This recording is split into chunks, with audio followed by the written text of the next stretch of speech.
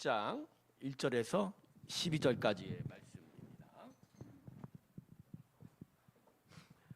여호수아서 7장 1절에서 12절까지의 말씀입니다.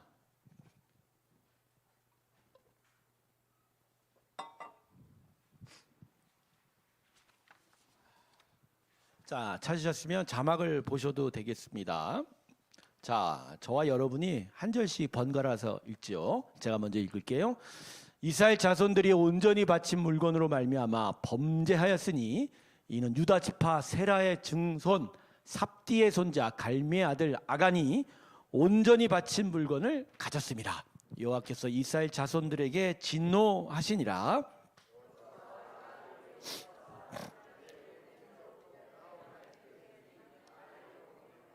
그들에게 말하여 이르되 올라가서 그 땅을 정탐하라 하매 그 사람들이 올라가서 여호수아에게로 돌아와 그에게 이르되 백성을 다 올라가게 하지 말고 2,3,000명만 올라가서 아이를 치게 하소서.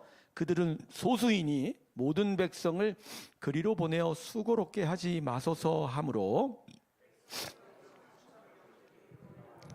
아이 사람 앞에서 도망하니 아이 사람이 그들을 36명쯤 쳐 죽이고 성문 앞에서부터 스바림까지 쫓아가 내려가는 비탈에서 쳤으므로 백성의 마음이 녹아 물같이 된지라.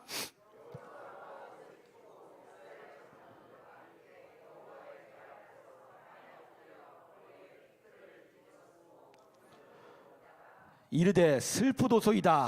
주 여호와여 어찌하여 이 백성을 인도하여 요단을 건너게 하시고 우리를 아모리 사람의 손에 넘겨 멸망시키려 하셨나이까. 우리가 요단 저쪽을 만족하게 여겨 거주하였다면 좋을 뻔하였나이다.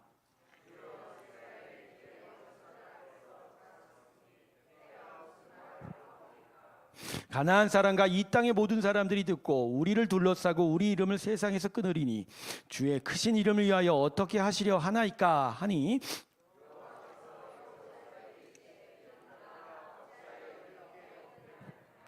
이스라엘이 범죄하여 내가 그들에게 명령한 나의 언약을 어겼으며 또한 그들이 온전히 바친 물건을 가져가고 도둑질하며 속이고 그것을 그들의 물건들 가운데 두었느니라. 그러므로 이스라엘 자손들이 그들의 원수 앞에 능히 맞서지 못하고 그 앞에서 돌아섰나니 이는 그들도 온전히 바친 것이 됨이라. 이것 온전히 바친 물건을 너희 중에서 멸하지 아니하면 내가 다시는 너희와 함께 있지 아니하리라. 아멘. 자, 오늘 말씀은 이스라엘 백성들이 여리고성을 정복한 후에 바로 아이성을 정복하는 일을 기록하고 있죠. 그런데 여리고성에 비하면 이 아주 작은 성에 불과한 성이 아이성이었습니다.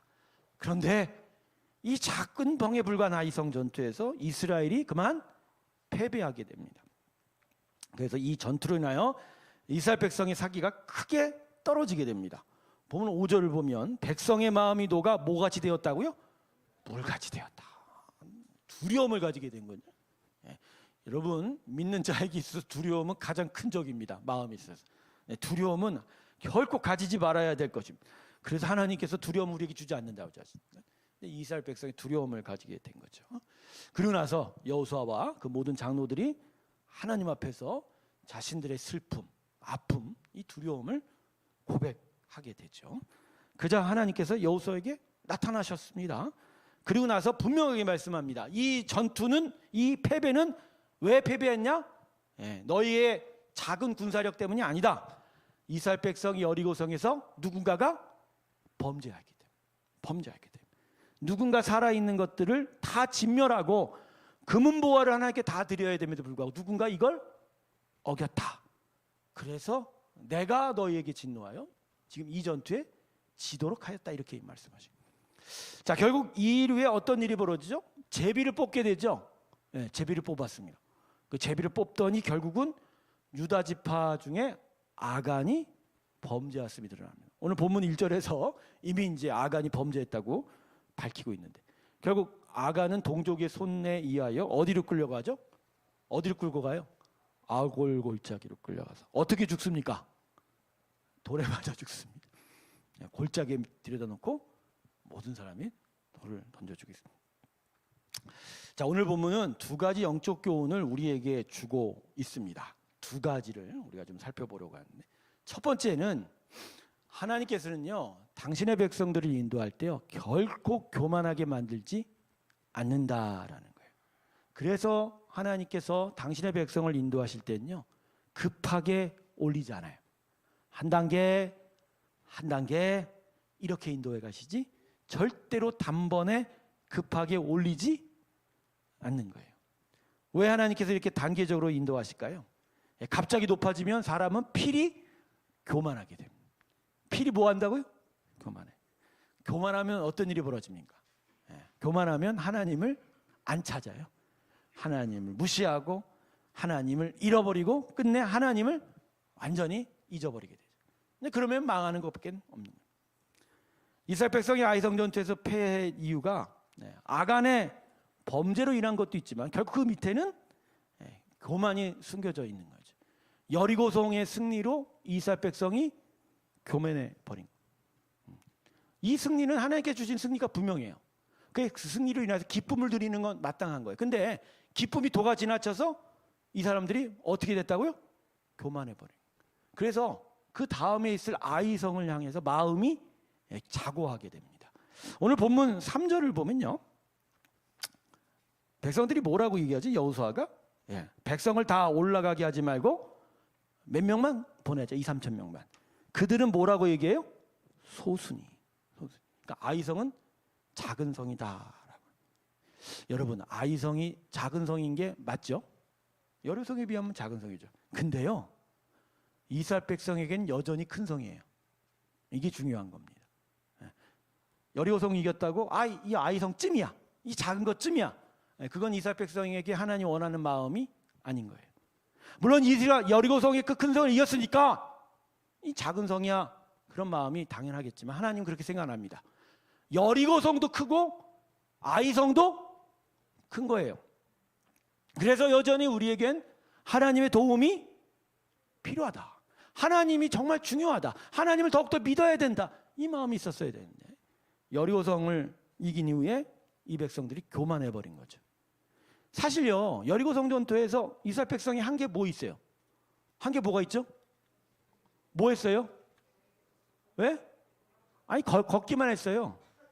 그 나중에 입을 벌려 한 번에 함성을 해. 그건 동네 어린이집 애들도 해요. 요새 날이 좋으니까 온 어린이집 애들이 다 밖으로 나와. 운전하기가 힘들어요. 애들만 보면 막 겁에 질려. 곁으로 가고 싶지 않아.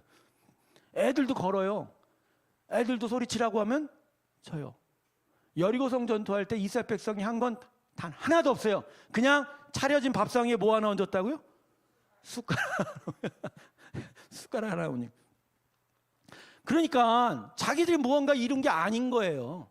이건 하나님의 영광이에요. 하나님의 능력이에요. 그러니까 마음을 자고하게 가졌으면 안 돼요.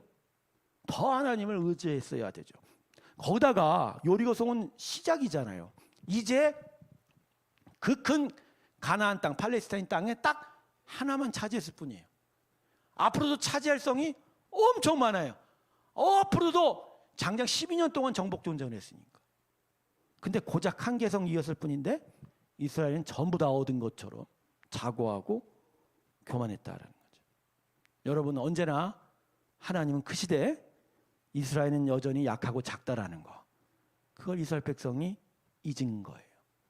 그래서 자기들에게는 여전히 하나님이 필요하고 하나님께서 자신들과 함께 하시면서 점점 강해져 가고 더 커져가는 과정이 남은 걸 이들이 잊어버린 거예요. 이스라엘은 더 훈련을 받아야 되고 계속 긴장해야 되고 계속 부족한 자신을 되돌아보는 그런 겸손함이 그들에게 있어야 한다라는 거죠. 여러분, 하나님께서는요 반드시 이기십니다. 할렐루야. 여러분 믿죠? 하나님 믿으세요. 근데 그 이기심의 승리가 믿음의 승리가 되길 바래요. 무슨 승리요? 왜냐하면 믿음의 승리가 돼야 하나님의 영광이 나타나기 때문에. 가나안 땅을 차지하는 그 첫 번째 전투에서 다른 것도 하지 말게 했어요. 칼과 창이 아닙니다. 그냥 함성 지르는 것만 했어요. 이유가 뭔지 아세요?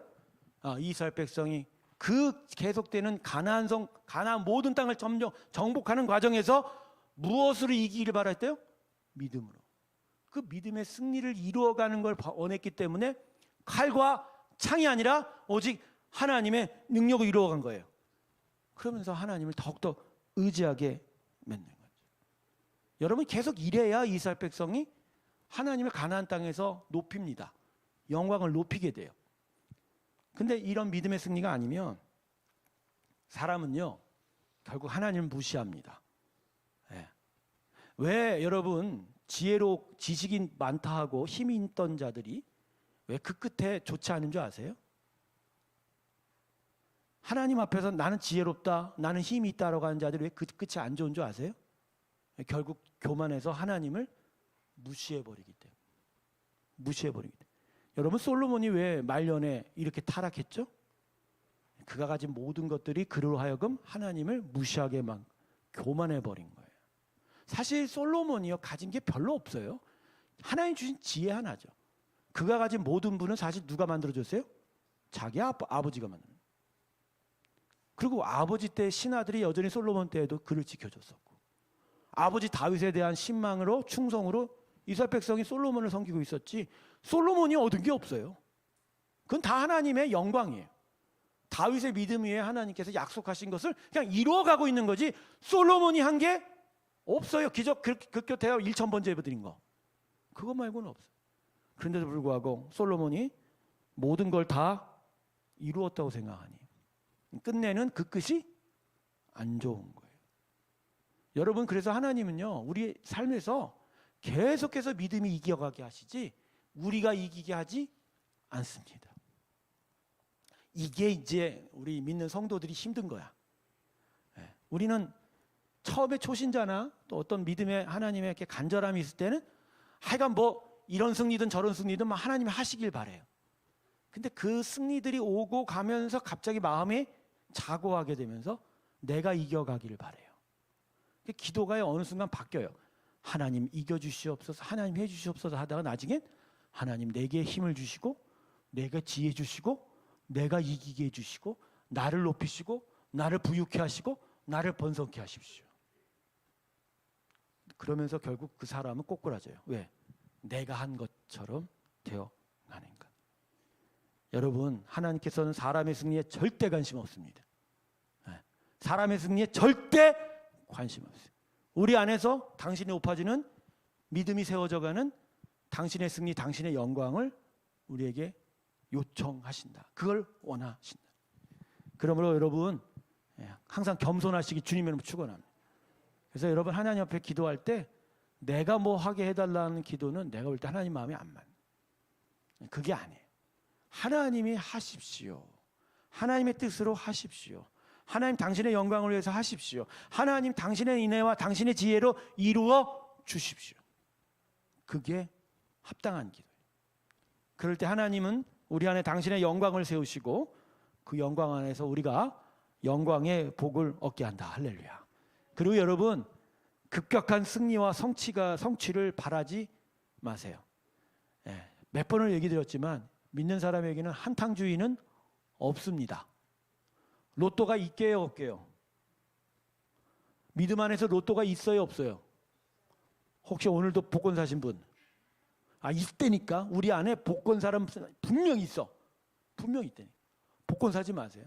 돼도 안 돼요. 되면 큰일 나요. 되면 큰일 나요. 예, 급격한 승리와 한탕주의가 우리가 바랄 게 아니에요. 하나님께 계속 동행하면서 그분의 승리가 계속 나타나는 일이 우리 삶에 있어야 하는 거예요. 결국 하나님은 우리 인생에 세상이 주는 성공을 이룰 생각이 없으세요. 그 승리를 우리가 바라고 있다면요, 여러분 결국 꼬꾸라집니다. 하나님 그런 승리 주고 싶은 마음이 없어요. 여러분 세상이 바라는 승리는 우리 안에서 곧 무너질 모래성이에요. 그거 하나님 우리에게 왜 주시겠습니까? 하나님이 우리 가운데 주시고 싶은 승리는 오래 참음이에요. 인내하고 믿음으로 하나님을 의지하면서 하나님의 나라가 세워져 가는 겁니다. 그래서 하나님께 나라. 교회 부흥을 바랄 때도 마찬가지예요. 여러분. 우리 교회 부흥을 위해서 기도하는 우리 권사님들 많은 분들이 있는데 여러분이 바라는 부흥이 진짜 하나님이 바라는 부흥인가 나는 고민이 많이 돼요. 여러분이 바라는 부흥은 어떤 부흥인가요? 사람 많아지는 거죠. 그래서 헌금 액수가 많아지는 거죠. 그래갖고 좀 넓고 편안한 건물 가지는 거죠. 여러분 제가 분명히 말씀드립니다. 이거요. 하나님이 하시면 하겠지만 이거 바라는 건 부흥이 결코 아니에요. 이거 바라지 마세요. 이게 아니고요. 부흥은 내 인생 안에, 내 심령 안에, 우리의 믿음의 공동체 안에 하나님의 승리가 나타나는 거예요. 하나님을 의지하면서 어려운 가운데서 참아내는 승리, 하나님의 위로를 받으면서 힘든 가운데서도 그 위로로 일어서는 은혜, 그리고 하나님 주신 그 사랑과 은혜 안에서 만족하며 정말 작지만 부족하지만 오히려 참된 만족을 느끼는 은혜, 이런 것들이에요. 그리고 그런 은혜로 그 믿음이 단단하고 견고하게 세워질 때 하나님 비로소 그 위에 당신의 집을 짓기 시작합니다. 그렇게 되면 혹 몰라요. 하나님께서 우리가 당신이 데려오는 모든 사람들을 품고 기르고 그들에게 믿음의 나라를 세워갈 수 있는 힘이 있으면 세우실지요. 그건 아까도 말씀드렸죠. 그건 하나님의 주권이에요. 그건 하나님 뜻이에요. 중요한 건 우리가 바라야 될 부흥은 그게 아니에요. 우리가 바랄 부흥은 우리 믿음 안에 하나님의 믿음의 승리가 세워져 간다. 할렐루야. 이게 중요해요. 오늘 이 부흥을 우리 안에 정말 간절히 바라기를 주님으로 축원합니다. 그래서 여러분 문제는요, 우리가 이게 꽃이 피기만을 바라는 것 같아요. 여러분 그러죠. 나는 믿음의 열매를 원합니다. 근데요, 믿음의 열매는 성품이 변하는 거지 물량과 어떤 부피가 아니거든요. 겉으로 드러나는 물량, 어떤 모습은요 마치 꽃의 꽃과 같아요. 근데 여러분 식물에 있어서 꽃이 중요합니까? 열매가 중요합니까? 지금도 이상한 소리 하시는 분 있어. 지금 열매가 중요한데 꽃이라고 말할 뻔하다가 지금 딱 말하기가 많아. 꽃 아닙니다. 꽃 아니에요. 꽃 피면 금방 지어요. 그게 목적이 아니에요. 꽃은 다른 의미예요. 식물에 있어서 목적은 열매인 거예요.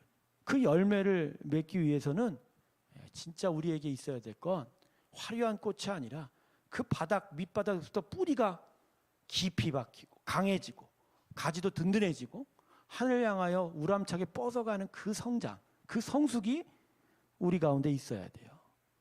그래서 여러분 이렇게 여러분에게 은혜를 함께 나눕니다. 깊어야 하늘 위로 더 큽니다. 세상의 승리 그 부피와 양을 바라지 마시고요. 하나님의 은혜 안으로 더 깊이 들어가세요. 그리고 그 은혜 안에서 하나님을 더욱더 의지하세요. 더욱더 믿으세요. 더욱더 신뢰하세요. 그러면서 여러분 우리가 잘하고 하나님의 나라를 이루어가게 될 줄로 믿습니다. 이게 겸손인 거예요.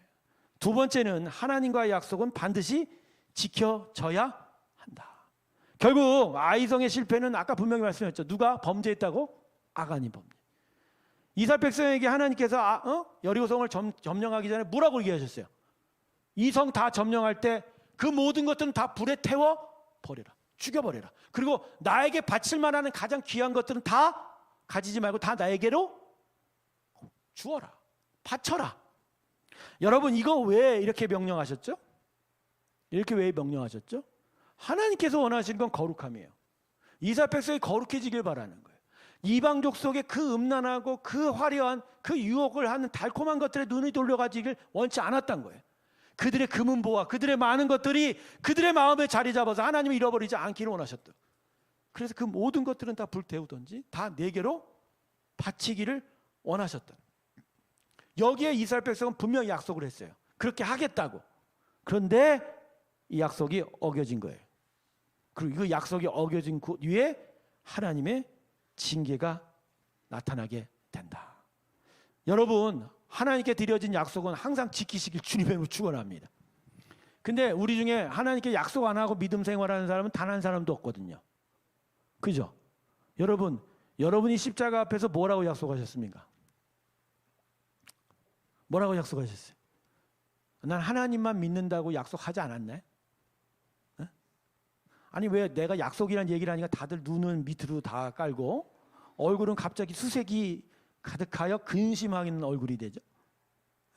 아니 자기 자신을 되돌아봐요. 나는 진짜 하나님 앞에서 정말 약속을 지키는 자로 서 있는가? 내가 진짜 하나님께 약속한 걸 지켜가는 신실함이 우리 가운데 있는가? 다 약속 지키지 못해요. 그런데 중요한 건 그 약속 지키지 못하는 것을 당연하게 생각하는 것이 아니라 그게 마음에 찔림이 있고 그게 마음에 아픔이 되고 그게 마음에 안타까움이 되고 그걸 위해서 내 마음을 하나님께 드리는 그 믿음의 작업들이 우리 가운데 있어야 한다는 거예요. 그러면서 계속 하나님께 드려진 그 약속을 계속 지켜가는. 하나님은요 지금도 우리를 향한 약속을 지키고 계십니다.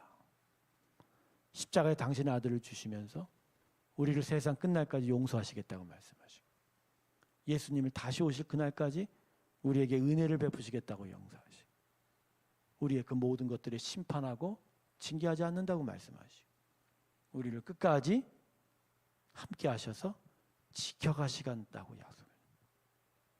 근데 만일 여러분 하나님도 우리처럼 조속으로 약속을 지키지 않는다면 우리 인생은 과연 어떻게 될까라는 것입니다. 사랑하는 성도 여러분, 우리는 하나님의 약속의 자녀들입니다. 십자가의 구원을 믿고 받을 때 우리는 십자가로 살기로 하나님께 약속한 거예요. 그래서 그 약속을 계속 지켜가야 하는 거예요. 부족하고 연약하고 그래서 지키지 못하고 그래서 미진하고 여전히 남겨져 있는 십자가 여러 일들이 있지만 그걸 지켜가는 우리의 방향, 우리의 마음씀이 그렇게 되어 있는 거예요. 여러분 우리 삶의 혼돈과 하나님께서 그렇게 열심히 일하심에도 불구하고 하나님의 복이 잘 드러나지 않는 이유는요. 오늘 이 아간의 경우가 똑같은 거예요. 우리가 하나님의 약속을 그 십자가로 사는 것들에 대해서 아직 신실하지 못해서예요. 거기에 대해서 하나님 징계하는 게 아니라 못 지키니까 못 지킨 대로의 그냥 그 결과들이 우리 삶 속에 나타나게 되는 거예요. 여러분 십자가 앞에 드려진 하나님 여러분의 약속을 하나님 앞에 온전히 지키시길 주님의 이름으로 축원합니다. 율법이 아닙니다. 내가 십자가를 사랑한다고 내가 하나님을 사랑하겠다고 내가 예수를 인하여 살겠다고 하는 그 믿음의 고백들을 계속 내 삶에 지켜가는 일, 그게 바로 오늘 본문이 우리에게 가르치는 귀한 은혜가 될 줄로 믿습니다. 오늘 이 시간에 우리 이것을 놓고 기도했으면 좋겠습니다. 무엇보다 먼저 교만치 않은 겸손한 사람 되어 가기를 우리 하나님 앞에 기도합시다. 겸손한 가운데 하나님의 영광이 나타날 것이고 하나님의 영광은 우리를 향한 하나님의 크신 복이 될 것입니다. 우리 하나님 앞에 기도할 때